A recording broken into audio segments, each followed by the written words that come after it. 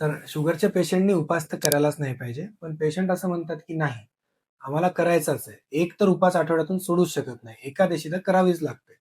तर आता एकादशी करावीच लागते म्हणल्यावरती डॉक्टरला तर काही ना काही समजून सांगावंच लागेल. तर त्याचं उत्तर तर द्यावंच लागेल. नमस्ते, मी डॉक्टर ऋषिकेश माहेश्वरी. मी एंडोक्रायनॉलॉजिस्ट आणि डायबिटीजचा सुपर स्पेशालिस्ट आहे. तर उपास करायचा असेल तर आदल्या दिवशी रात्री तुम्ही जेवण जे करताय त्याच्यामध्ये लो ग्लायसेमिक इंडेक्स असणारं फूड घ्या. डाळीचं प्रमाण वाढवा आणि भाज्या जास्त खा.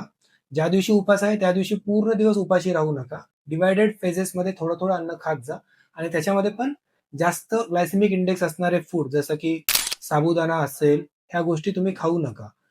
फ्रूट ज्यूस वगैरे असेल ते घेऊ नका. लो ग्लायसेमिक इंडेक्स असणारं फूड जसं दूध किंवा दुधाचे पदार्थ हे डेफिनेटली घ्या. थोडेफार ड्राय फ्रुट्स खाऊ शकता.